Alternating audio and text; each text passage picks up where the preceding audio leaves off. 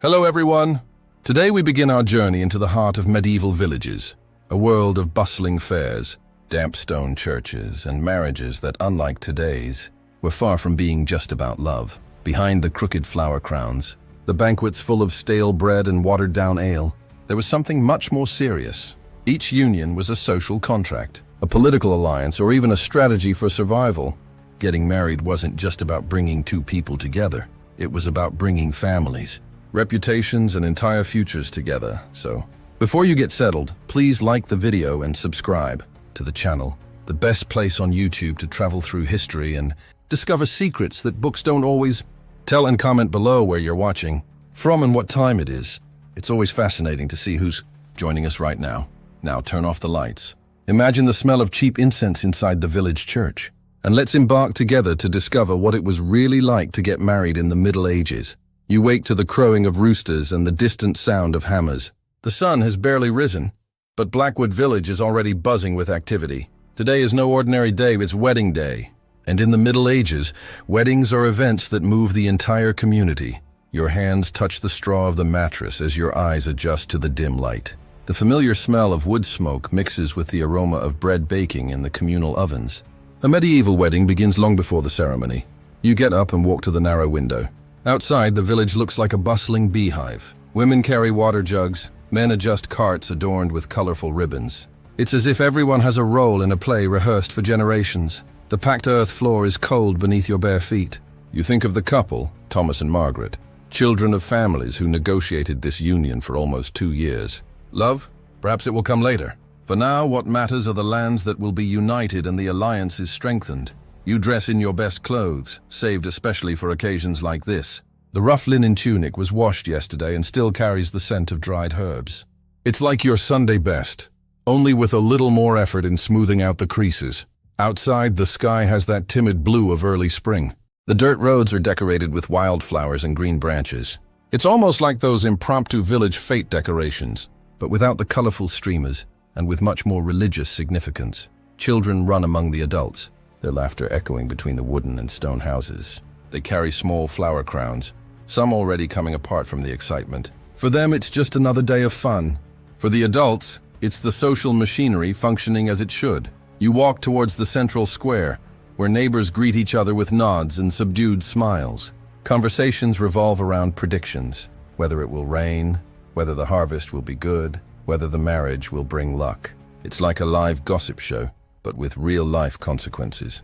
At the bride's house, women gather to help with the preparations. Margaret, just 16 years old, has dark circles under her eyes from lack of sleep. Not from excitement, but from pure nervousness. Getting married isn't just moving house. It's changing her entire life. You watch as the older women braid the bride's hair with colorful ribbons. No lavish white dress, just her best tunic dyed with saffron to give it a yellowish hue. It's the closest thing to luxury a merchant's daughter can flaunt. The bride's father checks the dowry for the 10th time. 3 goats, a wooden chest with bedding, cooking utensils, and a small bag of coins. It seems little to us today, but here it means years of saving and family planning. Meanwhile, at the groom's house, Thomas receives advice from the older men. Words about responsibility, hard work, and how to keep his wife in line. It's like a locker room talk, but with much more social and religious pressure involved. You notice how the 20-year-old lad looks 40. The sun and hard work in the fields have already marked his skin. His hands are calloused like those of his father and grandfather. In the medieval world, childhood and adolescence are almost non-existent concepts. There's only preparation for work. The church bell rings, calling everyone to the ceremony. The sound echoes across the fields and down the dirt lanes. It's like a curfew, only in reverse. Everyone must come out and participate. A wedding is public business, almost a civic event. You join the flow of people heading to the church. The murmur of conversations creates its own melody, punctuated by laughter and exclamations. It's not every day there's something to celebrate in the harshness of medieval life. A wedding is like the local village fair. Nobody wants to miss it. The stone church stands out in the simple landscape. It's not an impressive cathedral, but by village standards, it's imposing. The smell of cheap incense escapes through the open doors, mixing with the aroma of sweat and homemade perfumes of lavender and rosemary. You enter and position yourself among the guests. There are no chairs. Everyone stands, the most important ones near the altar, the others behind. It's like a rock concert without numbered tickets. where social status determines how close you get to the stage. The priest, a middle-aged man with deep-set eyes, organizes his parchments on the makeshift altar. He seems bored. He has celebrated hundreds of weddings and knows this one will be no different from the others. It's just another social contract with divine blessing. The groom enters first, accompanied by his father and brothers. They walk with firm, almost military steps. Thomas wears a better tunic than usual, but it still shows signs of many careful men's. His new leather belt is the real luxury. A murmur ripples through the crowd when the bride appears at the church door. Margaret walks slowly, as if each step takes her further from her childhood. Her face is partially covered by a simple veil, more symbol than ornament. You watch the bride's mother crying silently. These are not just tears of emotion, but also of relief. One less mouth to feed, a daughter set on her way as tradition dictates. It's like a graduation and a farewell in one event. The priest begins the ceremony in Latin, words few there understand. The bride and groom look like two statues, rigid with nervousness. There are no passionate smiles, just the seriousness of those who know they are participating in a ritual that will define the rest of their lives. The most important part of the ceremony is surprisingly brief: consent. "Axipis, do you accept?" asks the priest. Thomas answers with a firm yes. Margaret murmurs her agreement. It's like signing a contract, only verbally and before God. Next, the hands of the bride and groom are joined and tied with a red ribbon, the famous handfasting. It's like tying a literal knot in the relationship, a symbol everyone can see and understand, even those who cannot read or write. You observe the faces around you. Some old people nod in approval. Some young women dream of their own day. Many just wait for the banquet. Hunger is a constant presence in medieval life, and any feast is, first and foremost, a chance to eat well. The priest finishes the ceremony with a quick blessing. There is no passionate kiss, just a hesitant touch of hands. The couple turns to the crowd, now officially husband and wife. A small step for them, a great reinforcement for the social structure of the village. As they leave the church, grains are thrown over the couple. Wheat, barley, oats. It's not white rice like in modern ceremonies, but real symbols of fertility and prosperity. Each grain represents a silent prayer. May food never run out. May many children come. The procession forms naturally, winding through the narrow lanes towards the communal grounds where the banquet will be held. Improvised musicians play flutes and drums, creating a repetitive and hypnotic melody. It's like a festive procession, but more subdued. You walk along with everyone, feeling the afternoon sun warm your face. Children run ahead, dogs bark and follow the group. Old people comment on past weddings. It's a social choreography everyone knows by heart, passed down from generation to generation. At the banquet site, long wooden tables have been set up in a U-shape. The hierarchy is clear, the local lord and his family at the head, followed by the parents of the bride and groom, then close relatives, and finally, the rest of the community. It's like a living map of social importance. The smell of food makes your stomach rumble. Large pieces of roasted pork, round dark loaves of bread, strong cheeses, vegetable soups. No raw salads. Vegetables are cooked until they are almost pureed. It's like a 100-person Sunday dinner at Grandma's house. Ale flows abundantly, served in wooden and clay mugs. It's a cloudy, low-alcohol drink, more nutritious than intoxicating. It functions almost like a medieval soda. Even children drink it, diluted with water. You sit where you can find space, alongside other common villagers. From here, you can observe the whole scene. The still shy couple, the parents proud of their successful agreement. The local lord feigning interest in the merchant family. Food is served unceremoniously on large shared platters. There are no individual utensils. You use your own knife to cut meat and your fingers for the rest. It's like a communal buffet without waiters, where the etiquette is to grab what you can reach and eat before it's gone. You notice how the bride barely touches her food, while the groom eats with appetite. It's the anxiety for what comes next, the wedding night, witnessed and commented on, without privacy or romance. The medieval wedding is a public affair from beginning to end. An itinerant minstrel, lucky enough to be in the village that day, begins to sing stories of brave knights and unattainable maidens. It's like listening to an audiobook, in an age when stories are the only entertainment accessible to most. The tales of courtly love make some women sigh, imagining passions they will never live.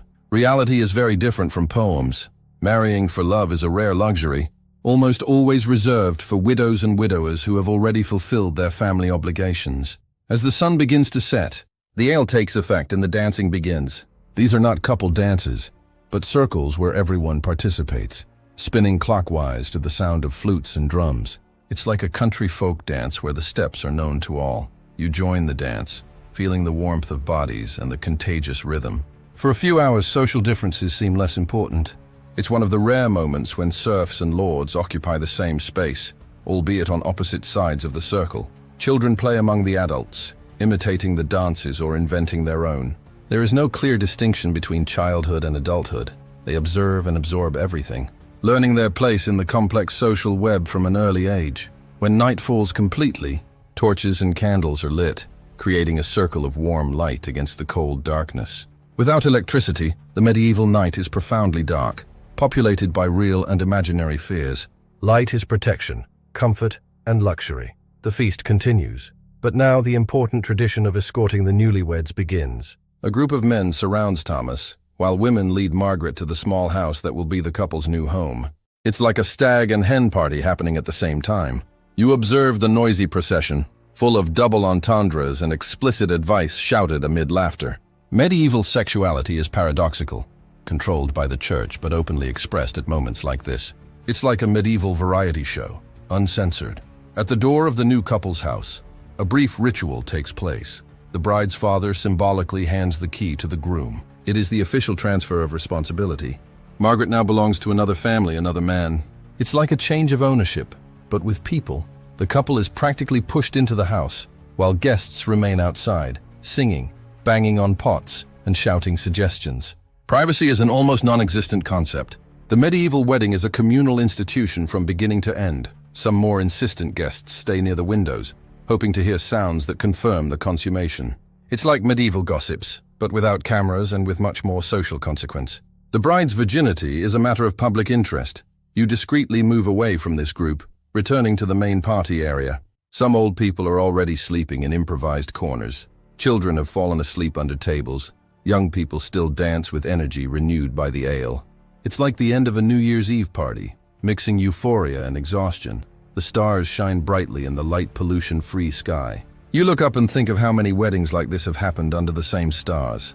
It's a ritual as old as civilization, adapted to each era, but maintaining its essence, the union of families. The next morning, you wake with an aching body and a slightly heavy head. The village slowly resumes its routine, people commenting on the party as they return to work. It's like a Monday after a holiday. Normal life takes up its relentless pace again. You pass the couple's new house and see Margaret already working, sweeping the entrance. Her status is now different. She is a married woman, with new responsibilities and expectations. The brief moment of being the center of attention. Now real life begins. Looking closer, you notice something subtle, a small smile on the young woman's face. Perhaps there is hope that, among so many obligations and rules, something genuine will be born.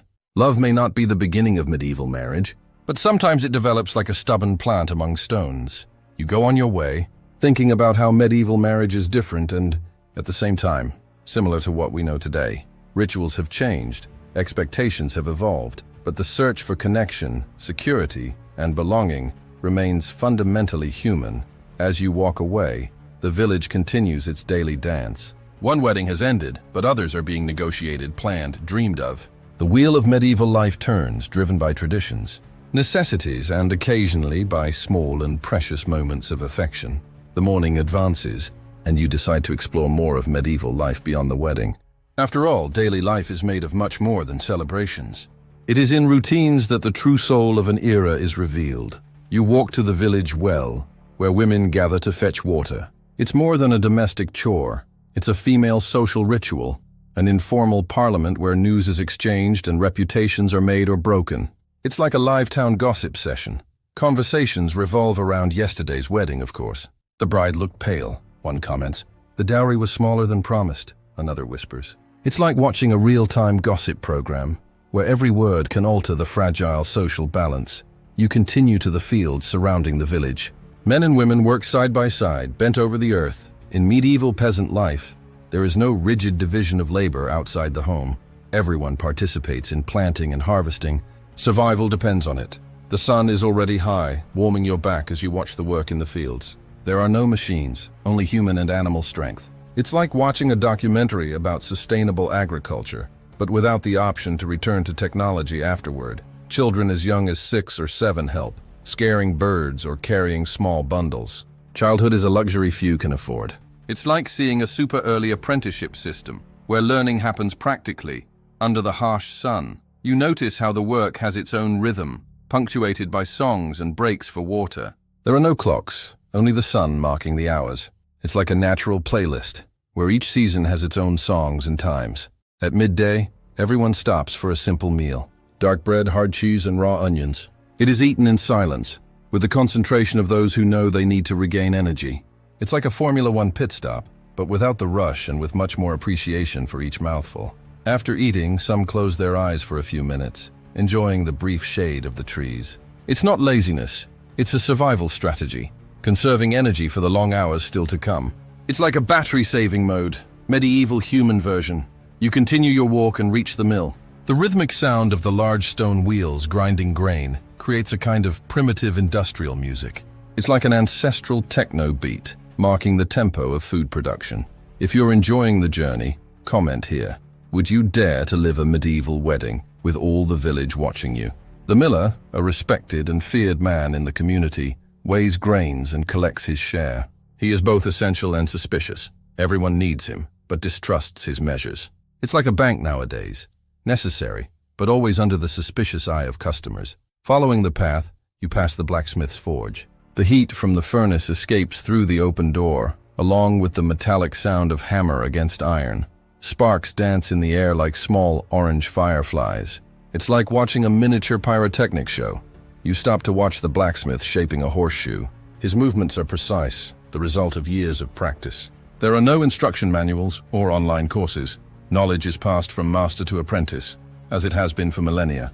It's a live 3D apprenticeship. Further on, you reach the bank of the small river that cuts through the village.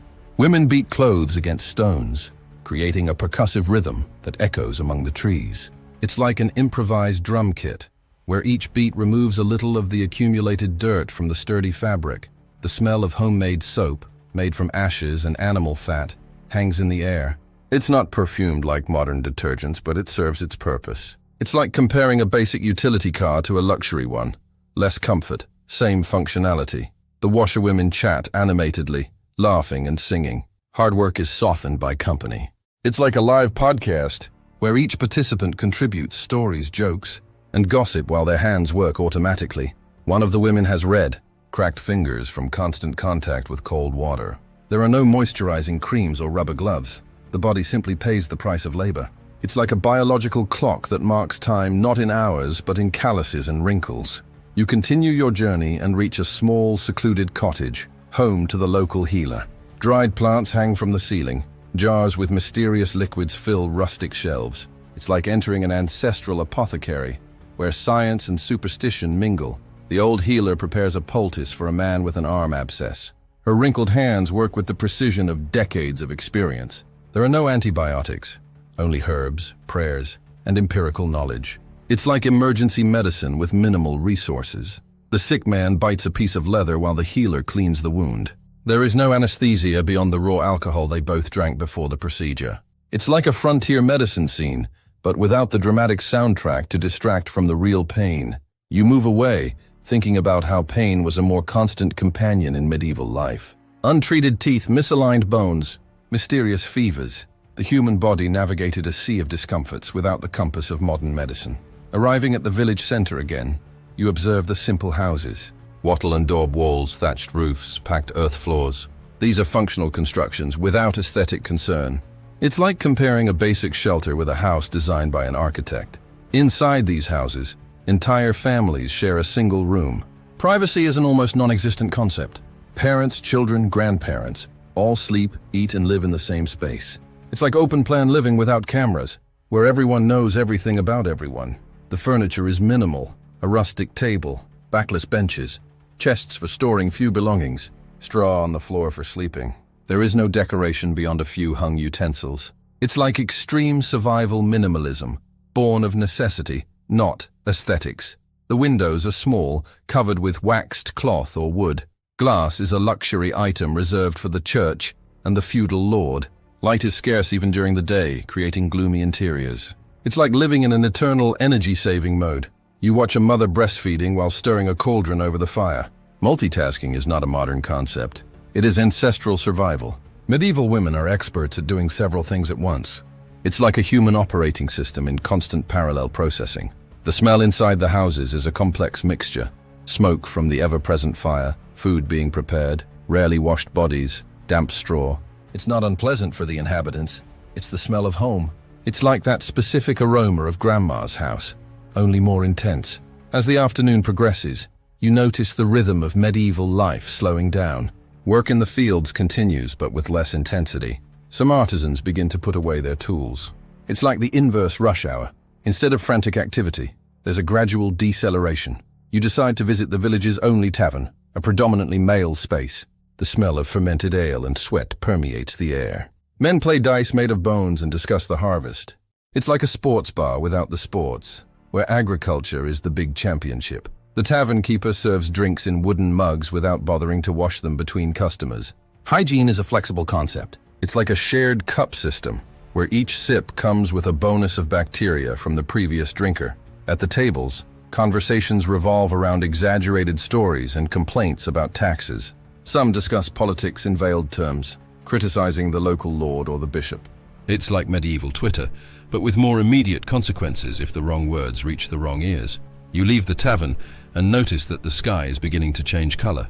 The end of the day approaches, bringing a soft beauty to the rustic landscape. Without light pollution, the medieval sunset is a spectacle of intense colors. It's like a natural Instagram filter, impossible to reproduce. Families begin to retreat. Chickens are put away, doors locked with simple wooden bars. The medieval night is a time of real and imaginary dangers. It's like a natural curfew, imposed by almost total darkness. You notice lanterns being lit in the houses. Light is an expensive luxury. Wax candles are for the wealthy. Most use resinous wood torches or animal fat lamps. It's like having to choose between lighting or food, a daily dilemma. The sound of the church bells marks the time for the last prayer of the day. Everyone stops what they are doing and murmurs words in poorly understood Latin. Religion is the rhythm that marks medieval life. It's like a communal alarm clock that rings not to wake up, but to remind who is in control.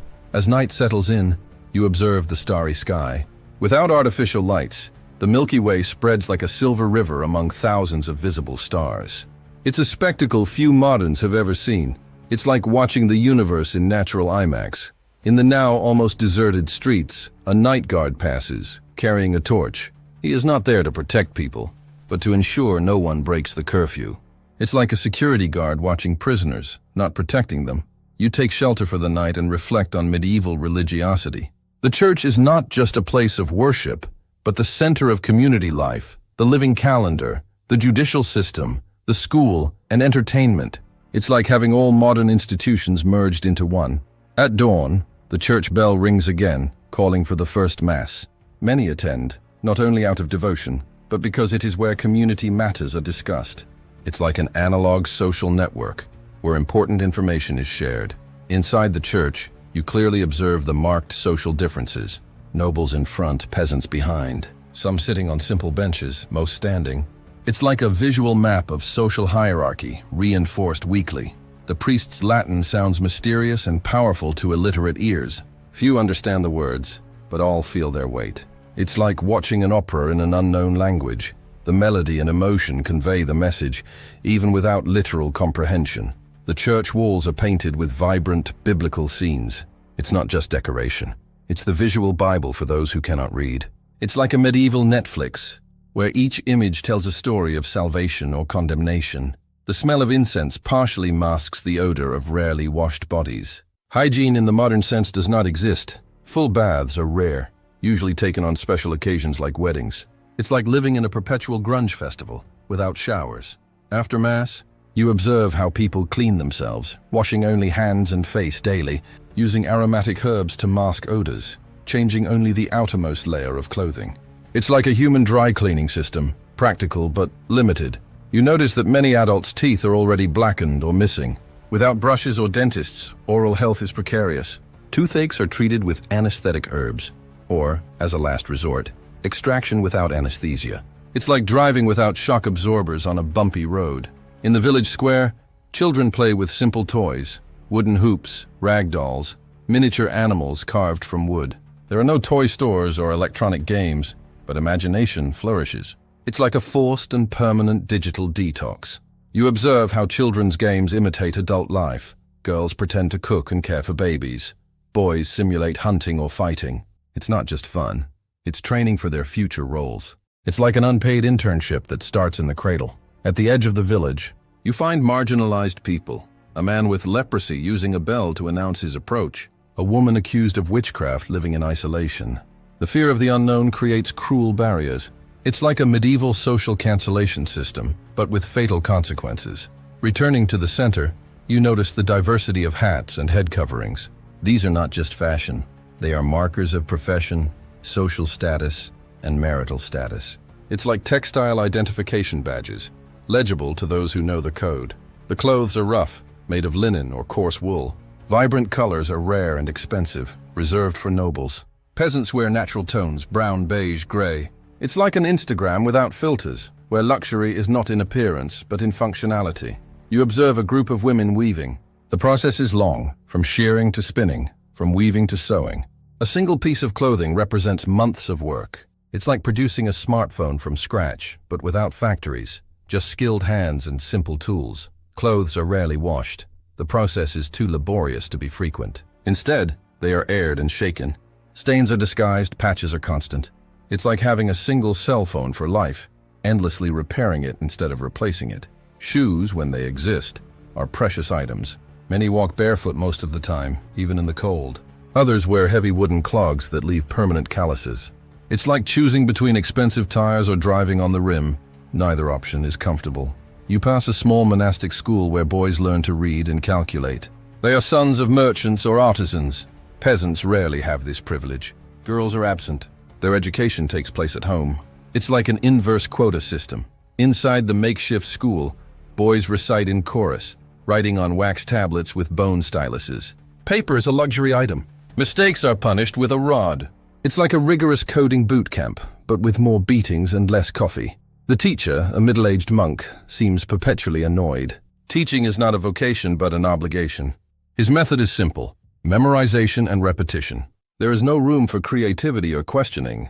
It's like a YouTube tutorial that only allows viewing, never commenting. You continue to the small weekly market, where products are traded as much as sold. Coins are scarce. Many transactions are done in kind. It's like a sophisticated barter economy, where the value of things is measured in dozens of eggs or meters of fabric. An itinerant merchant displays exotic goods: pepper from India, silk from China, glass from Venice. They are very expensive and intended for the rich. It's like an airport duty-free shop, where you can only look and sigh. You notice how food clearly defines social classes.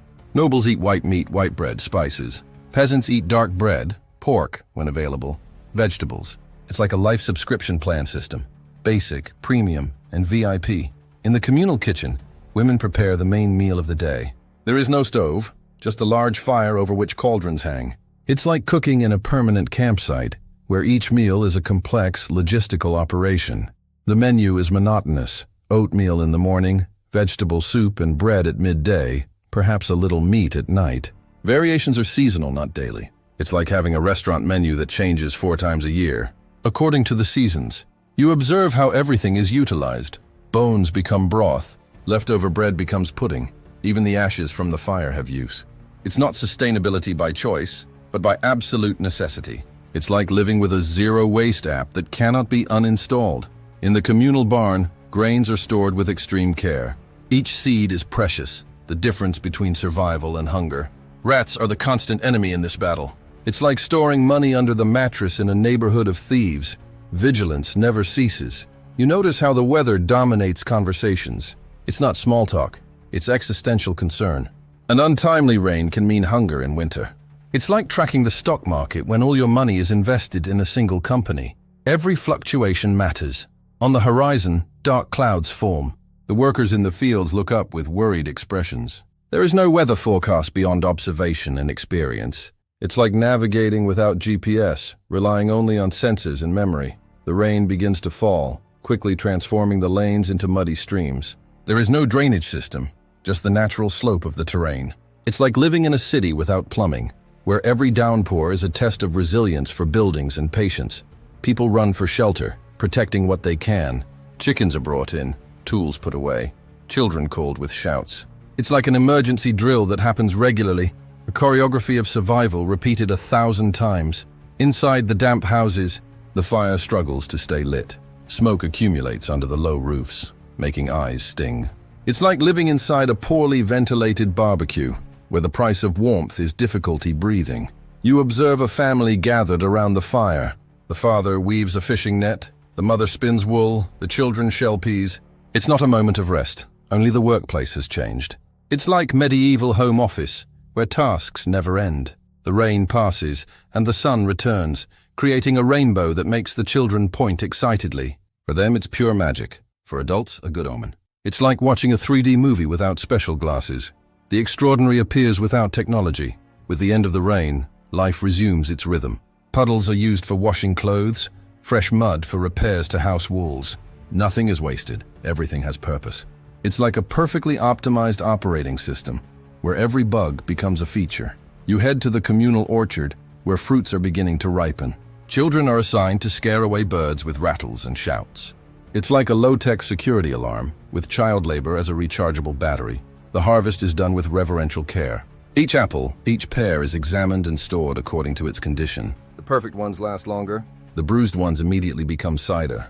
It's like artisanal quality control, where nothing is rejected, only redirected. You notice how knowledge is transmitted orally during work. See this spot on the leaf? It means winter will be harsh, explains an old man. It's like a survival YouTube passed down from generation to generation, where each tutorial can mean the difference between life and death. At the edge of the village, you find the graveyard. The graves are simple, many unmarked. Death is a constant companion, especially for children and women in childbirth. It's like a permanent reminder of human fragility, a memento mori written on the landscape. You observe a simple burial. There is no elaborate coffin, just a body wrapped in cloth. The priest murmurs quick prayers. The family grieves briefly and returns to work. It's like a short break in a marathon. Mourning is a luxury for those with ample time.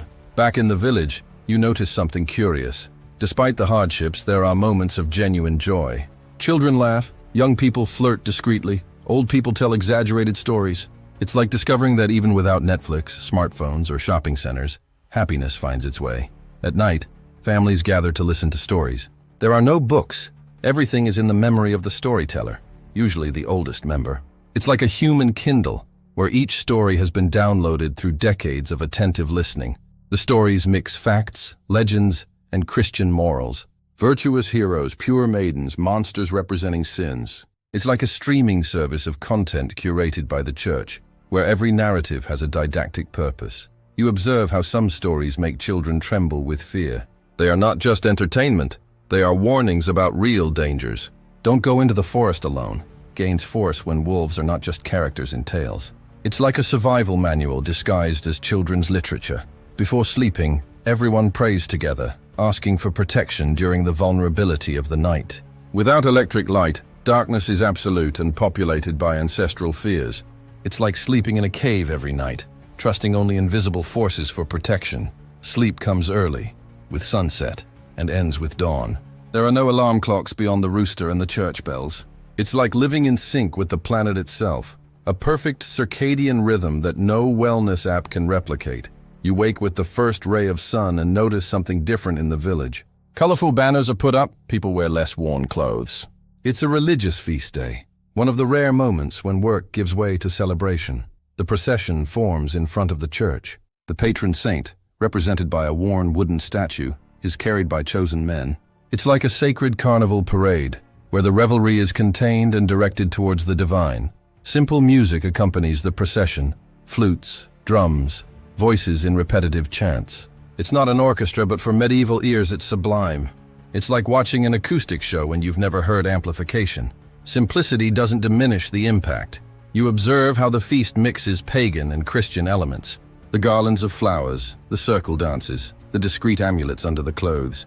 It's like a new operating system installed over the old, where remnants of the past still appear in the interface. Special food is prepared, whiter bread than usual, perhaps a whole roasted pig, stronger ale. By modern standards it is simple, but for medieval people it is a banquet. It's like comparing fast food to a 5-star restaurant.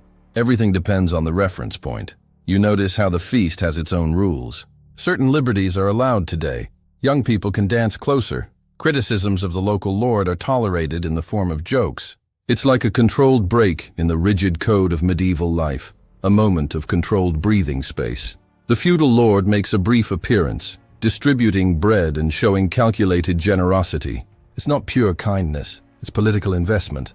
It's like a medieval corporate social responsibility post, seeking loyalty through carefully measured crumbs. Competitions are organized: archery, arm wrestling, races. The prizes are symbolic, but the prestige is real. It's like a local sports championship where the trophy is worth less than the stories that will be told afterward. You watch teenagers taking advantage of the general distraction for exchanged glances and furtive touches. Moral vigilance relaxes a little during festivals. It's like a medieval dating app, only working on specific days and under constant risk of being caught. As the sun sets, the feast changes tone. Adults drink more, stories become spicier, dances looser. It's like seeing the formal Instagram of the day transform into the nighttime stories. Fewer filters, more authenticity. You notice how religion permeates everything, even in moments of apparent libertinism. People make the sign of the cross before drinking. Thank the saint for the small transgressions allowed. It's like having virtual parents always present. Even when you think you're alone, the night progresses, and you observe different reactions. Old people retire early. Young people resist sleep. Children fall exhausted where they are. It's like a party where different generations have their own timestamps for entry and exit. As the feast winds down, you reflect on how these moments of celebration are essential escape valves. In a life of constant work and privations, each feast is an oasis. It's like looking at a friend's feed and seeing only the highlights, the moments of joy that compensate for days of routine. The next morning, the village slowly awakens. Hangovers are treated with greasy soups and bitter herbs. There is no paracetamol, only homemade remedies passed down through generations. It's like relying on life hacks when there's no pharmacy available. You observe how quickly routine reassumes its place. Feasts are intervals, not the rule. Before midday, almost everyone is back to work. It's like a holiday that passes too quickly, leaving only memories and the certainty of a return to normalcy. Medieval life follows its rhythm, marked by seasons, not by hours. Spring brings planting and hope. Summer, intense work. Autumn, harvest and preparation. Winter, economy and waiting. It's like a calendar app with only 4 major appointments, but each lasts months. You notice how the medieval winter is particularly challenging. The cold penetrates poorly insulated houses, food becomes scarce, diseases spread more easily. It's like a hardcore mode of a survival game, where each day completed is an achievement. Winter nights are long, 16 hours or more of darkness. Families huddle around the fire, conserving warmth and stories. It's like an extreme energy-saving mode, where every movement is calculated to preserve calories and fuel. In the blacksmith's forge, you observe how the fire never completely dies out. Relighting flames from scratch is too laborious. It's like having a server that can never go down, maintained 24/7 with constant vigilance, because the cost of restarting is prohibitive. You notice how manual skills are valued and diversified. Almost no one does only one thing. The blacksmith also repairs pots. The healer is also a midwife. The priest is also a teacher. It's like being a medieval freelancer with multiple services listed on your profile. Observing political life more closely, you perceive its complexities. The feudal lord does not have absolute power. He depends on the church, on other nobles, even on the minimal respect of the serfs. It's like a CEO who must answer to the board, shareholders, and customers. Local decisions are made in informal assemblies, usually after mass. Men, rarely women, debate issues such as the division of communal lands or bridge repairs. It's like a medieval community meeting, where the superintendent is replaced by community consensus. You notice how justice works practically and immediately. Minor offenses are punished publicly. The chicken thief spends a day in the pillory. The violent husband is ridiculed. It's like a small claims court with immediate execution of sentence and public shame as a bonus. Serious crimes go to the feudal lord's court. The process is quick, the punishment severe. There is no presumption of innocence or right to full defense. It's like a judicial system in accelerated mode, where efficiency matters more than precision. You observe how gossip functions as a powerful social control. Being ill-spoken of can mean not being able to marry off children or conduct business. It's like having your medieval Yelp reputation permanently negative, a silent but effective ostracism. As time passes, you notice something interesting about the medieval perception of time. The distant future is rarely mentioned. The focus is on the annual cycle and the next seasons. It's like living in an eternal present mode, where long-term planning is a luxury reserved for kings and bishops. Death is viewed with uncomfortable familiarity. There is no romanticization, just pragmatic acceptance. Children learn early that not all siblings reach adulthood. It's like living with a constantly visible mortality statistics app in the corner of your screen. You perceive how religion offers structure and hope. Heaven is real and tangible as compensation for a life of work and deprivation. Hell is equally concrete as a consequence of moral deviation.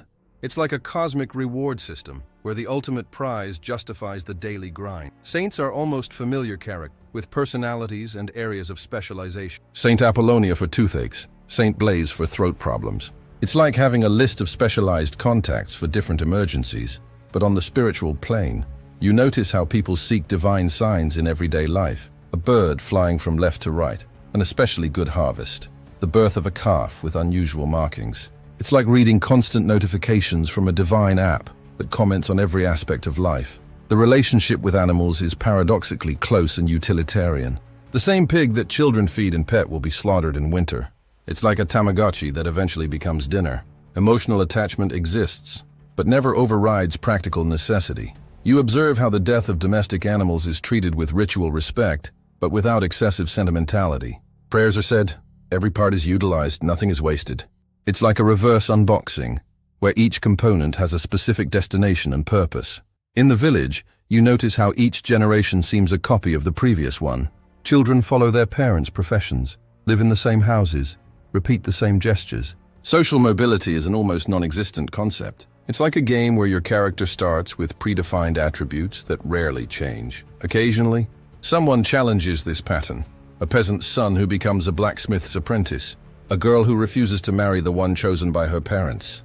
These are notable exceptions precisely because of their rarity. It's like bugs in the system that surprise by existing, not by being common. You realize how dreams and ambitions are contained and practical. No one talks about changing their life or finding their passion, only about surviving a little better than in the previous season. It's like having a goals app, where the only available option is maintain the status quo with small improvements. As time passes, you notice how a successful marriage evolves. The couple who started as strangers now work in silent synchronicity. It's not Hollywood passion, but efficient partnership and sometimes affection. It's like an app that improves with use, finding optimized patterns of functioning. You observe Margaret and Thomas a few months after the wedding. She already knows his tastes. He respects her skills. Small gestures reveal connection. A glass of water offered without asking. A tool handed over at the right moment. It's like a dance choreographed by months of attentive cohabitation.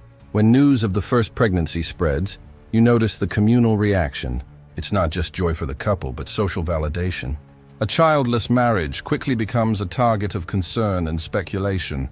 It's like a dating app where success is measured in specific milestones, not subjective happiness. In conversations around the well, Margaret's pregnancy is dissected with practical knowledge accumulated over generations. She carries high, it will be a boy. Her skin is clear, it will be an easy birth. It's like a primitive mom's forum, where algorithms are replaced by ancestral observation. You realize how pregnancy does not significantly alter the work routine. Margaret continues carrying water, feeding animals, weaving. Only in the last few weeks is there some reduction in heavier tasks. It's like a system without maternity leave, where stopping means compromising survival. Childbirth happens at home, assisted by experienced women. Men are kept away. It's exclusively female territory. Herbs, prayers, and empirical knowledge replace doctors and hospitals. It's like a completely peer-to-peer health app, without professional intermediation. You observe the post-birth ritual, the placenta buried in the field to ensure fertility, the baby's first bath in water with protective herbs, the priest's visit for a preliminary blessing.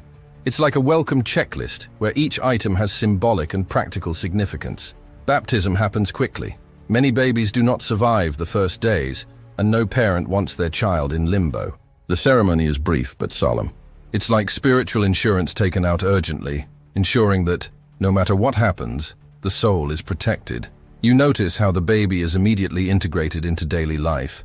There is no nursery or special furniture, just a simple cradle placed near the parent's bed. It's like forced minimalism. where the essential is defined by absolute necessity, not desire. Breastfeeding happens without privacy or ceremony. Margaret breastfeeds while working, talking, cooking. It's not a special moment. It's a basic function like breathing or walking. It's like multitasking in its most primitive and efficient form, without romanticization or complication. You observe how other women in the community take turns helping the new mother, not out of sentimentality, but out of practicality. Today I help you, tomorrow you help me. It's like a communal favor bank, where the currency is time and knowledge. As the baby grows, you notice how brief medieval childhood is. By 3 years old, they will have small responsibilities. By 7, they will be considered small adults capable of real work. It's like an operating system that skips updates, going straight from the basic to the full version. Education happens by osmosis. Boys follow fathers and uncles, girls accompany mothers and aunts. There is no formal curriculum for most, just absorption of knowledge through observation and gradual participation. It's like learning programming by directly manipulating the code, without tutorials or documentation. You perceive how the seasons define not only work, but collective mood. Spring brings hope and renewed spirits. Winter brings introspection and energy saving. It's like a mood tracking app linked directly to nature, without filters or adjustments. The arrival of itinerant merchants is a rare and celebrated event. They bring news from other villages, exotic products, stories from distant places. It's like an offline content update in a disconnected world, where each new piece of information is precious and collectively analyzed. You observe how the boundaries of the known world are narrow for most. Many never travel beyond a 20-kilometer radius of their native village. The world beyond is known only through stories, often distorted. It's like living with an incomplete map, where unexplored areas are marked with "Here be dragons." Rare journeys are planned with extreme care. Roads are dangerous, full of bandits and wild animals. Traveling alone is an invitation to disaster. It's like navigating the dark web without protection. Only the very desperate or very confident dare. You notice how the passage of time is marked by events, not numbers. After the Great Flood, in the year of the plague, when the old king died. It's like having a file system organized by significant events, not precise dates. The idea of progress as we understand it is practically non-existent. Improvements are incremental, almost imperceptible. The ideal is not to innovate, but to preserve what works. It's like stable version software that only receives maintenance patches, never major updates. You realize how old age comes early and without a formal safety net. By 50, a person is considered elderly. Without institutional retirement, they depend on children or community charity. It's like a game without a save system. You have to build your own security along the way. The elderly, however, are valuable repositories of practical knowledge. Plant when the moon is like this. That shade of green on the leaf means disease. It's like a living Wikipedia, where each entry has been written with decades of direct experience. Returning to Thomas and Margaret's house, you observe how their relationship has evolved. What began as an arrangement now has layers of mutual respect, intimate knowledge, and practical interdependence. It's not the romantic love of minstrels, but an efficient partnership and sometimes affection. It's like an app that improves with use, finding optimized patterns of functioning. You notice small gestures of affection that would be imperceptible to casual observers. He brings extra firewood when she is tired. She saves the best piece of bread for him. These are private codes in a world of constant surveillance. It's like encrypted messages exchanged on an open channel. The couple's child, now a few months old, is a center of discreet attention. There is no overprotection or exclusive focus. Life continues relentless. But there are moments, lullabies murmured during work, smiles exchanged when he reaches small milestones. It's like joy notifications in a survival-focused system. You observe how life, despite being hard, has its own beauty. Spectacular sunsets, seasonal celebrations, the comfort of belonging to a community where everyone has their place. It's like a difficult game that, despite the challenges, offers moments of genuine satisfaction. The forced simplicity brings certain clarity. Without modern distractions, human relationships are the main entertainment. Conversations are valued. Well-told stories are communal treasures. It's like rediscovering the value of face-to-face communication when all social networks crash simultaneously. You notice how, even within the extreme limitations of medieval life, human creativity finds expression. Work songs, carvings on tool handles, patterns in woven clothes. Beauty created amidst necessity. It's like creativity apps running on a basic smartphone, limited in resources, but not in imagination. As your time in Blackwood Village comes to an end, you reflect on what you've learned. The wedding you witnessed was not just a social event, but a microcosm of the entire society, its rules, values, contradictions, and hidden beauties. You think of Thomas and Margaret, starting as strangers united by contract, developing a partnership that, if not the idealized love of fairy tales, is something equally valuable. A connection forged in shared reality, in mutual respect built day after day. Medieval marriage, viewed from afar, seems only a cold and calculating agreement. Viewed up close, it reveals itself as a space where, even among so many limitations, genuine affection can blossom like a stubborn plant among stones.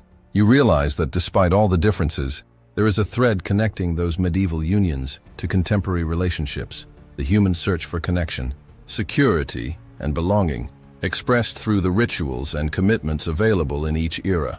Medieval marriages were social, economic, and religious arrangements, but they were also the stage where real people, with hopes and fears similar to ours, sought to build something meaningful within the limitations of their time and place. Perhaps the most important lesson is about expectations. Our modern world teaches us to expect constant passion, personal fulfillment, and happy endings. The medieval world taught acceptance, adaptation, and finding small joys in immutable circumstances. Not everything was bleak. There was laughter, celebrations, moments of genuine connection. Not everything was bright. There was control, limitation, profound inequality. As in any era, the human experience was complex, contradictory, and rich in nuances. Back in the present, you carry with you a deeper understanding not only of medieval marriage, but of how social institutions reflect the values, needs, and possibilities of each historical period, and how, despite all changes, we continue to seek ways to build bridges between our lonely hearts. If this journey surprised you, don't forget to like, subscribe, and share this video. Every week we show here that history was much harder, and at the same time, more fascinating than you imagine.